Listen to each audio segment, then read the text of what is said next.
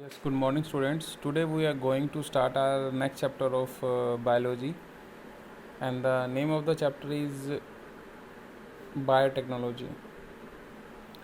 Biotechnology principle and processes.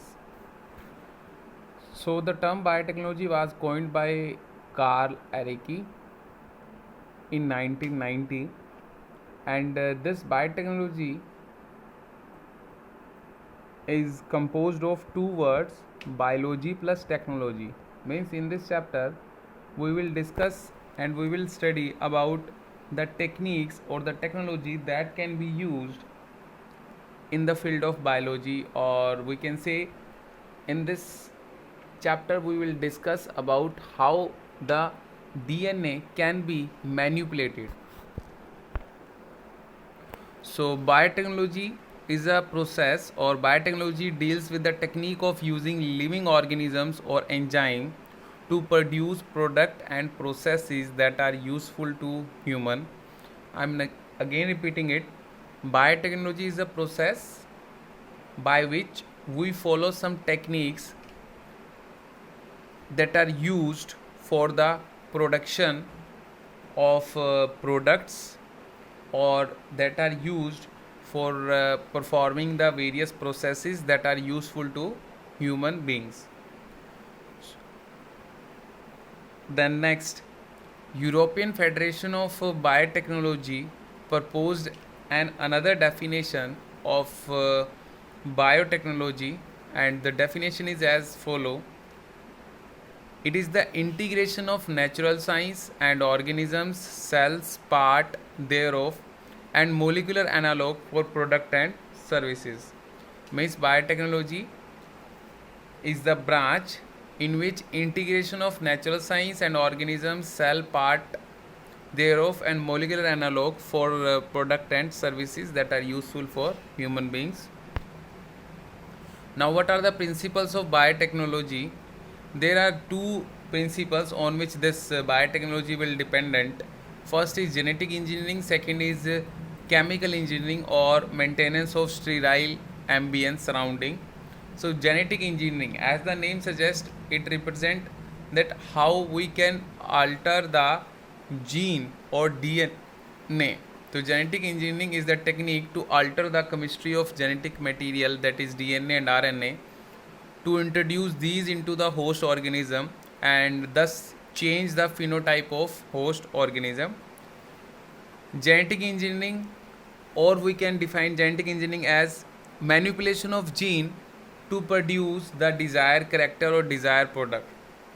Next principle is maintenance of sterile ambience, or we can say chemical engineering.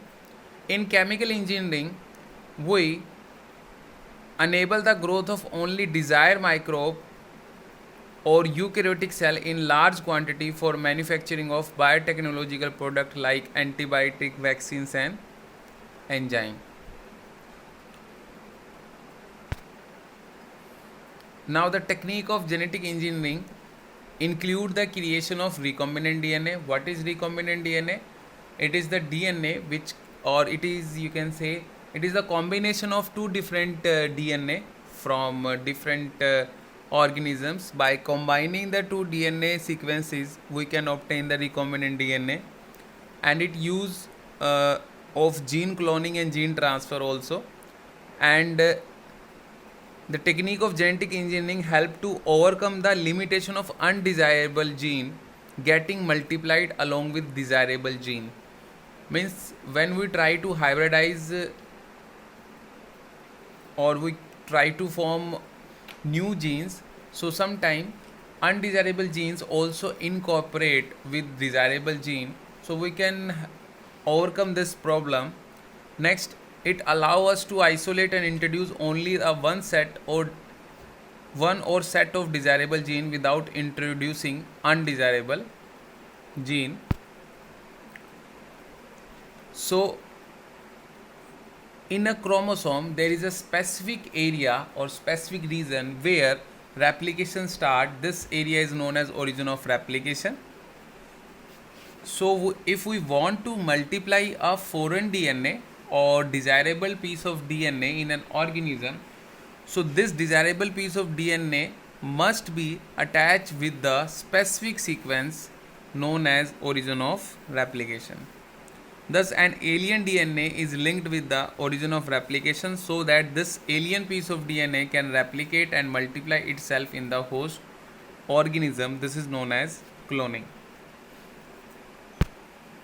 So, these are the basic steps involved in this process. We can see first we have to isolate the genomic DNA, means first we have to isolate the desirable gene sequence that we want to introduce. Next, this desirable gene sequence is cut off at a specific place with the help of restriction endonuclease.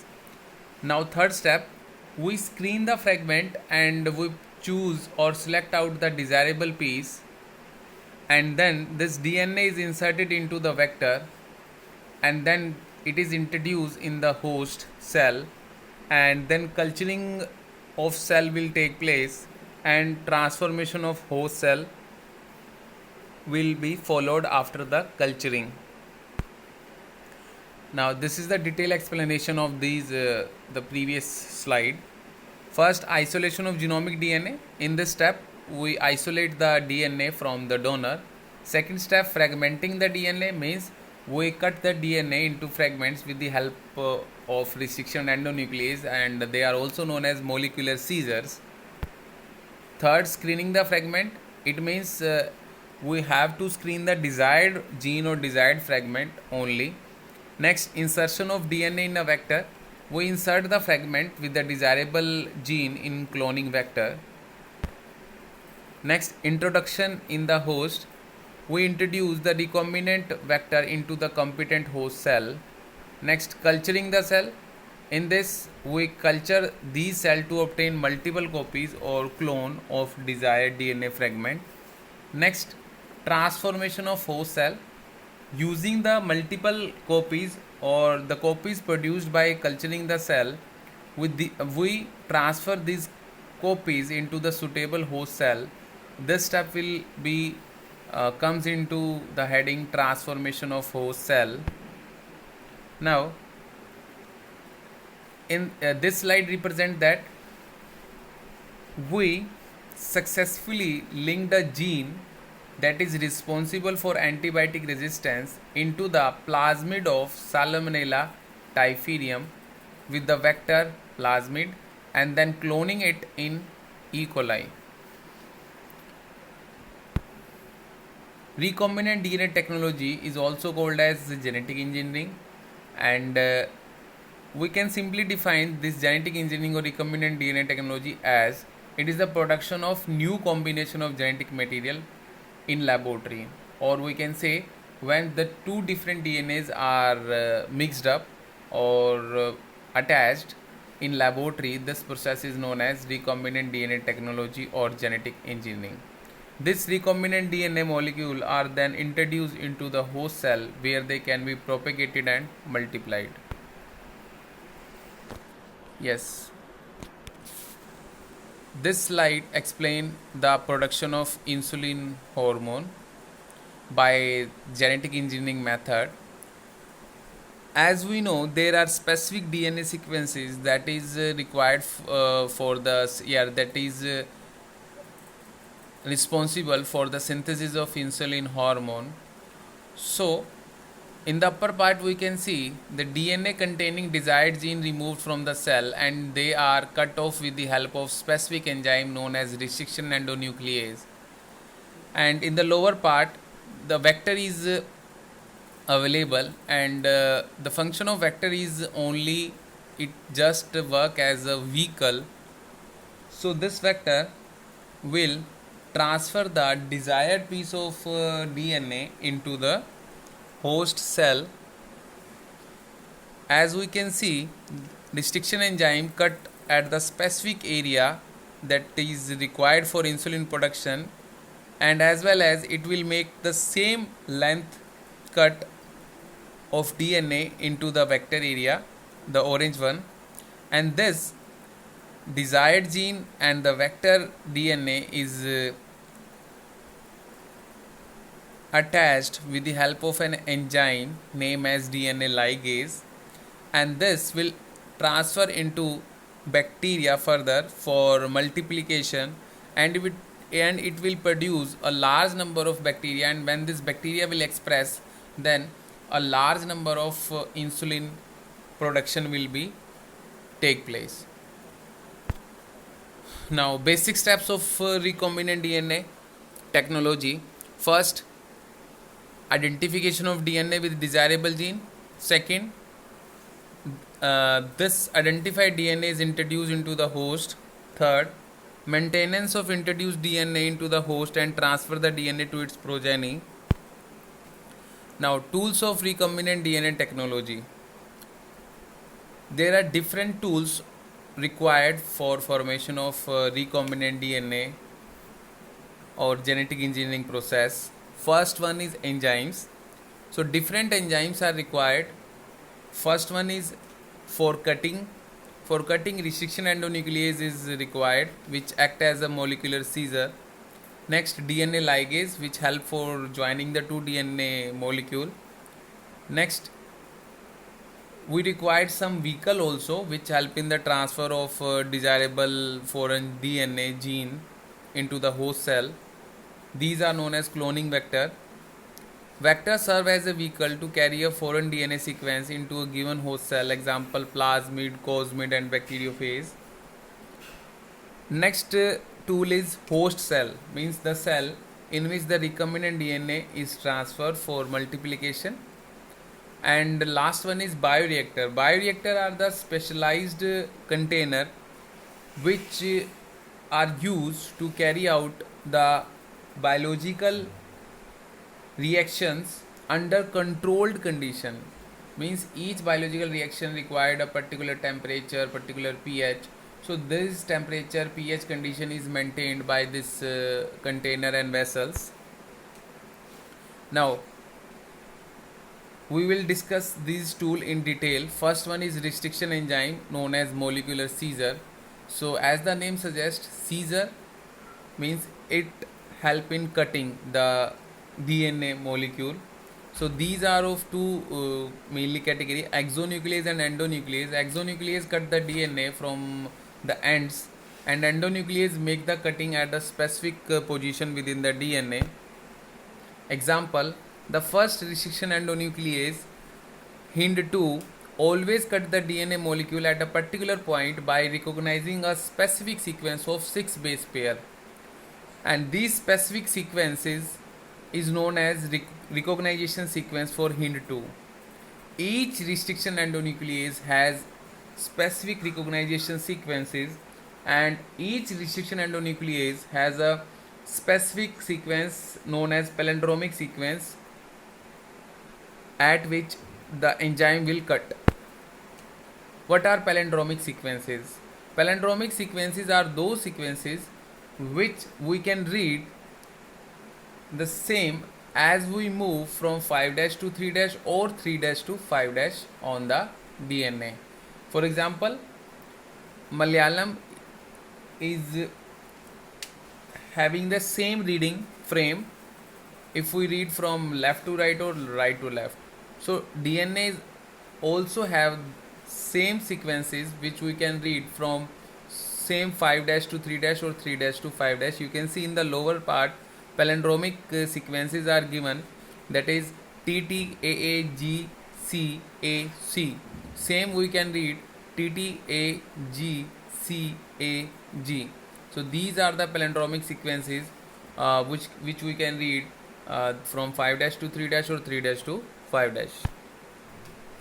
Now, how restriction endonuclease will make a cut, or how recombinant DNA can be formed with the help of restriction endonuclease, we can see in this slide.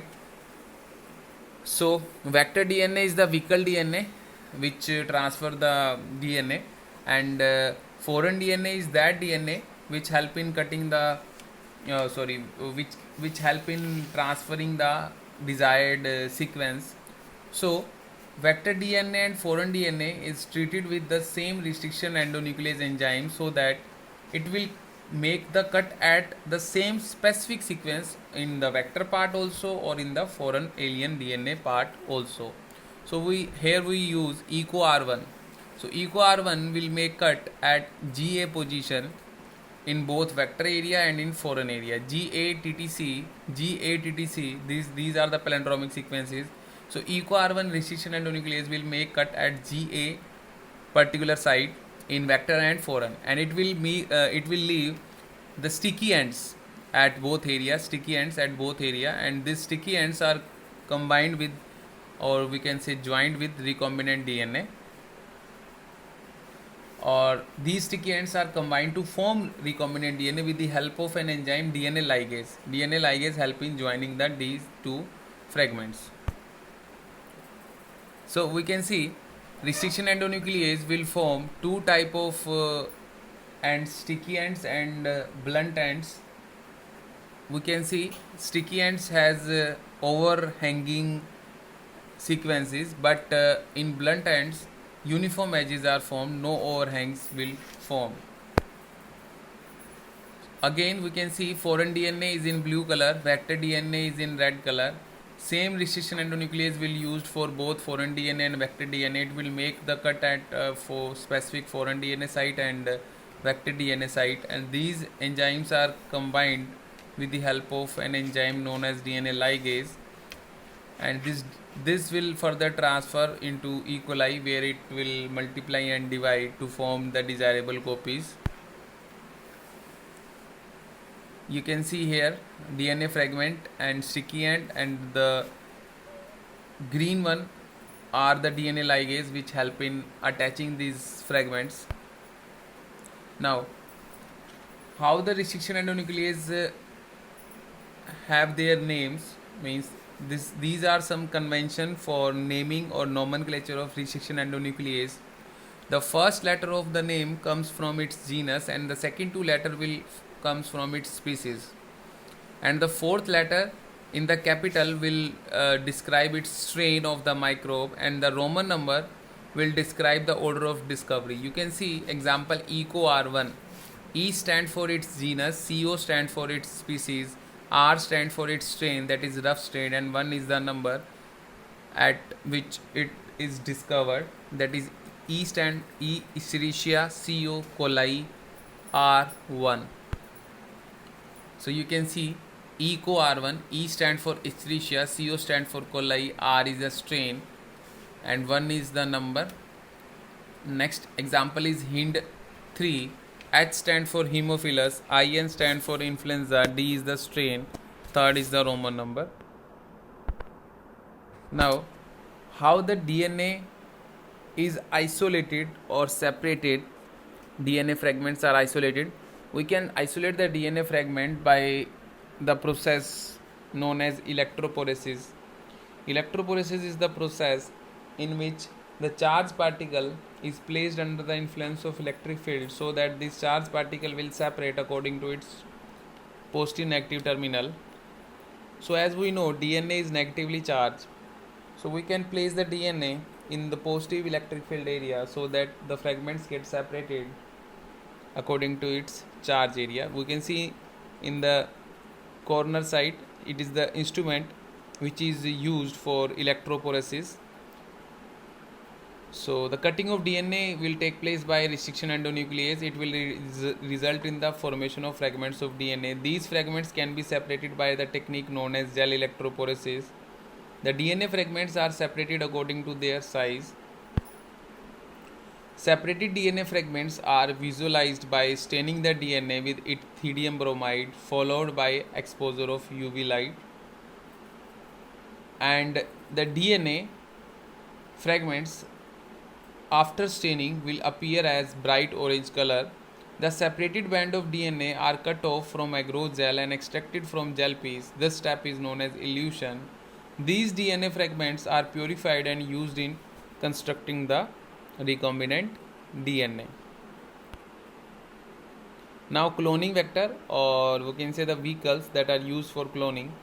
Plasmids are the small extra chromosomal double-stranded circular form of DNA that replicate autonomously.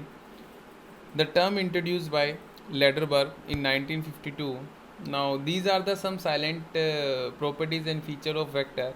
First, vector must have origin of replication where multiplication will start. It should have also the selectable marker. There are two selectable marker in PBR 322. This is the example of vector PBR 322. Antibiotic resistance site are there, ampicillin and tetracycline. They allow to select the host cell that contain the vector from among which do not have. Next, the vector must have at least one unique recognition site where restriction endonuclease will make a cut. Vector should be small in size. So most commonly vector that are used are plasmid and bacteriophage. You can see this is the plasmid PBR 322 vector, and we can see this vector contain origin of replication with the blue one, and these has two site, ampicillin resistance area and tetracycline resistance gene. And in ampicillin resistance gene there are two restriction endonuclease cutting site, that is PST1 and PVU1, whereas in tetracycline resistance area there are two sites, that is BAMH1 and SAL1. If we use PST1 then it will make cut at ampicillin resistance area. If we use restriction endonuclease SAL1 then it will cut at tetracycline resistance area. And P stand for plasmid, BR stand for Bolivar and Roderick. Now, how we can identify the recombinants? So, insertional inactivation is the method which we can use for identification of recombinants and non-recombinants. The most efficient method of screening for the presence of recombinant plasmid is based upon the principle that cloned DNA fragment disrupt the coding sequence of gene. This is known as insertional inactivation. For example, we can identify the blue color and white color colonies for identification of recombinants and non-recombinants. This method is based upon the insertional inactivation of specific gene. These genes help in the production of beta galactosidase, and beta galactosidase help in formation of blue color product. If this gene is inactivated by the target DNA, then the blue color colony will not form. White color colonies will form. So we can differentiate according to color, blue or white. White color colony contain recombinants and the blue color are non-recombinants colonies. Now next is competent host. Competent host is that in which we introduce the recombinant DNA. In recombinant DNA technology, we introduce the DNA into the living cell with the help of transformation. DNA is hydrophilic molecule, means it cannot pass through cell membrane easily. So we simply treat the cell with the divalent ions, mainly calcium ions, which increase the efficiency of host cell to take up the recombinant DNA plasmid. Recombinant DNA can also be transferred into host cell by incubating both on ice and as well as by heating at temperature 42 degree and then again putting back on ice. This will enable the bacteria to take up the recombinant DNA. Next method, microinjection, can be followed, in which recombinant DNA is directly injected into the nucleus of host cell. Next is ballistic method or gene gun method. In this, the recombinant DNA is attached with the gold particle and it is projected at high velocity to the target cell. So the desired DNA of interest is introduced inside the nucleus cell, plant cell.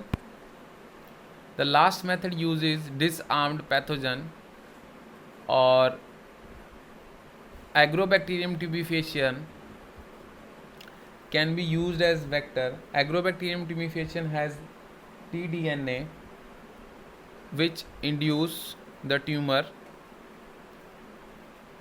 into the normal cell.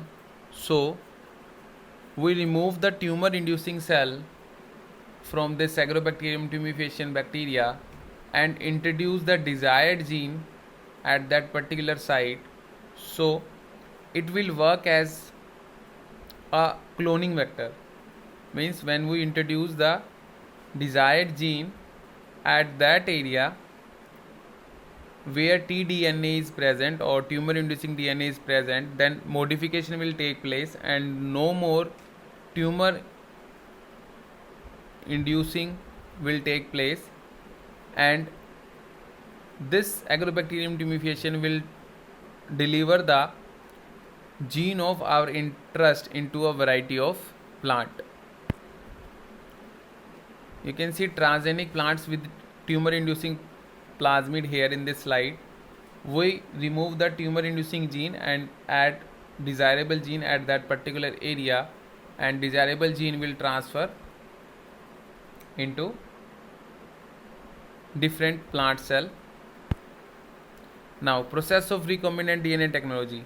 Recombinant DNA technology involves several steps in specific sequences such as isolation of DNA, second, fragmentation of DNA by restriction endonuclease, third, isolation of desired DNA fragment, third, next, fourth, ligation of DNA fragment into vector, next, transformation of recombinant DNA into host, next, culturing the host cell into a media at large scale and extraction of desirable product. So isolation of DNA. In this step, DNA is isolated in pure form. So we must break down the cell wall. For bacterial DNA, lysozyme is used. For plant DNA, cellulase is used. For fungus, chitinase is used. And further, this DNA is purified and precipitate out with the help of ethanol.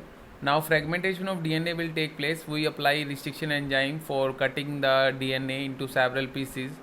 DNA is negatively charged, so we use gel electrophoresis for separating the DNA fragments. And after cutting the source DNA, we also cut the vector DNA for a specific restriction enzyme so that the desired gene will attach with the vector DNA. Now we amplify the gene of interest using PCR. PCR is polymerase chain reaction. In this, we make the multiple copy of desirable gene of interest in lab condition by the help of enzymes, DNA polymerase and primer. You can see this is the representation of polymerase chain reaction. The pink one is the area which we want to amplify. So first we heat the DNA and it will denature the DNA molecule into single stranded, and by performing annealing experiment or by adding the primer on 5' end, then DNA polymerase will run and it will make the multiple copies of nitrogen base opposite to the parent DNA molecule, and the two DNA strand will form from the parent DNA strand in one cycle. This comes into extension process. Now PCR stands for polymerase chain reaction, and in this multiple copies of gene of interest will be synthesized in lab condition. The process of replication of DNA is repeated many times so that the segment will be amplified to produce billions of copies, and the enzyme used here for polymerizing is DNA polymerase or Taq polymerase, that is Thermus aquaticus, which is a thermostable polymerase. Now, insertion of recombinant DNA into the host cell. The desirable DNA is then ligated into the recipient cell or host cell. If a recombinant DNA bearing the gene for resistance to antibiotic is transferred, if a recombinant DNA bearing the gene for resistance to an antibiotic is transferred into the E. coli cell, the host cell becomes transformed into ampicillin resistant cell. So if we spread the transferred cell on antibiotic ampicillin media, only transformants will grow and untransformant cell will be die. die. The ampicillin resistance in this case is called as a selectable marker. Now obtaining the foreign gene product, the desired gene of interest which is introduced into the host cell will express, or foreign gene will express, and it will lead to the formation of product, and this product will further extracted and purified, and this product is further used as, we can say, recombinant protein. Now bioreactor. Bioreactors are the vessels or the container in which raw materials are biologically converted into the product by maintaining the optimum condition, that is optimum temperature, pH, substrate, salt, vitamin, oxygen. Bioreactor are of two types: simple stirrer tank bioreactor and staggered stirrer bioreactor. In simple stirrer bioreactor, it is usually cylindrical, we can see in the picture, cylindrical, having a curved base, and it has a shaft which continue to rotate, and oxygen is continuously added throughout the bioreactor, or air can be bubbled inside this. A continuous agitating system, oxygen delivery system, and a foam control system will run, and temperature control, pH control system also work regularly. You can see acid base pH control unit, steam for sterilization, motor is there, foam control, flat plate, propeller, sterile air. And in staggered stirrer tank reactor, we introduced gaseous molecule into the raw material or solution, which increase the surface area so that the product can be converted effectively in a short time. Now last step is downstreaming processing. In this, the product obtained is separated and purified, and testing will take place for the product manufactured or formed after this recombinant DNA technology, and this product is used, or you can say published in market for its usage. So this is all about in today's lecture.